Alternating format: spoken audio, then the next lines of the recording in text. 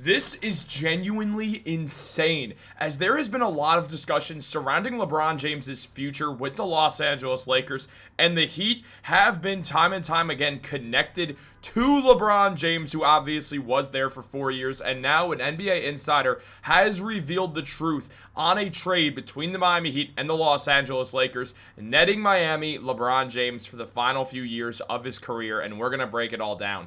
What's up, guys? Welcome back to Heat Digest. It's Chris here. We're going to jump right into things as always. If you guys are part of that 84% that's not subscribed to Heat Digest, make sure to subscribe. We got daily videos coming out. I know we've been slacking a little bit on how many videos are made. I did not make one yesterday, but we're going to get on that grind, guys. But all that being said, let's jump into the video because there's a lot to go over on the Heat. As, frankly, we know LeBron James' future with the Los Angeles Lakers feels a bit spottier than it ever has before. When James signed with the Lakers, the general feel is that he was going to stay there for the majority, if not the rest, of his career, based off the fact that he was almost entirely located out of LA already. He was living in LA over the summers already. He has the house out in LA. He has businesses out in LA.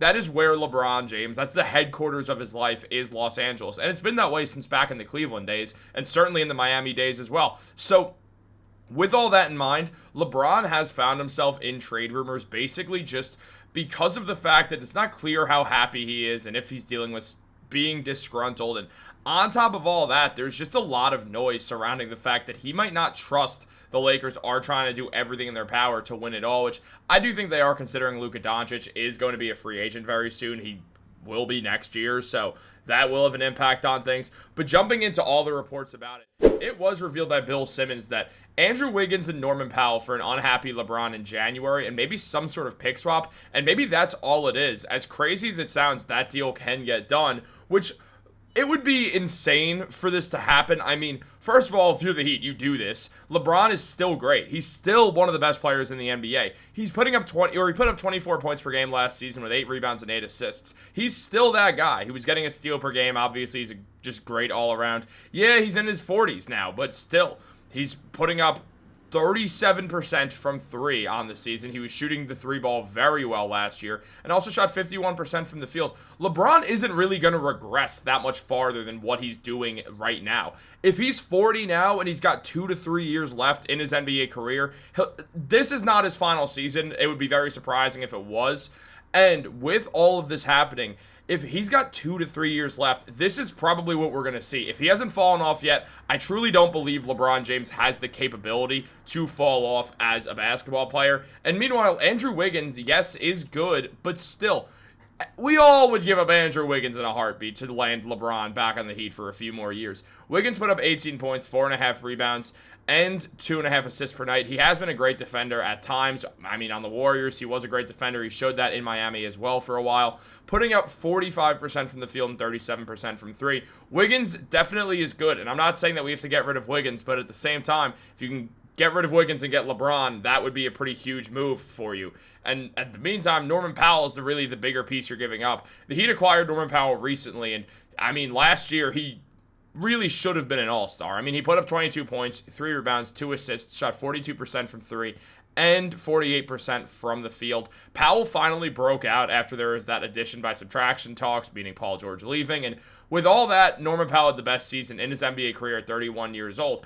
And now, the Heat, they get him, but if you can get LeBron, it completely changes your title window. And that's a big thing that we have to focus on here. Now, Zach Lowe mentioned, I think for the Lakers, Ware has got to be in that deal because you get a rim runner that can play with Luka Doncic, and I'm trading arguably the greatest player of all time. I gotta hit the trade well, and I think he'd be a piece that the Lakers have to get. Ware last season in his rookie year, Ware put up 9 points and 7.5 rebounds. He was playing very good basketball as a rookie, shot 31% from 3, and that looks like it'll climb as his career goes on, while also putting up 55% from the field and blocking a shot per game as well. Ware is a very, very talented player who, in every right, would be a painful piece to let go in any trade, and it's not really like he's being involved in a ton of trade talks, just considering how good he already looks and considering that he can play that power forward position next to Bam Adebayo, giving more leeway for the team to really be able to go out and just keep both these guys and see where the future goes. But if you can go and get LeBron James, you go and you get LeBron James. And here's why. The East is wide open next year. It is wide open. There's the Cavs, who are seemingly always disappointing in the playoffs. There's the Knicks, and as long as the Pacers exist, I don't care that they don't have Halliburton and that Miles Turner's gone. Somehow, if the Knicks play the Pacers in the playoffs, we know what's going to happen there. So, the Heat, you go out there and you get LeBron James. You're arguably already the best team in the East once again because you have a pretty nasty big three of LeBron, Bam, and Hero to work with. Remember, Bam and Hero are both all-star players. LeBron James is, as Zach Lowe put it, and he's not wrong, arguably the greatest player of all time. I mean, for my money, he is.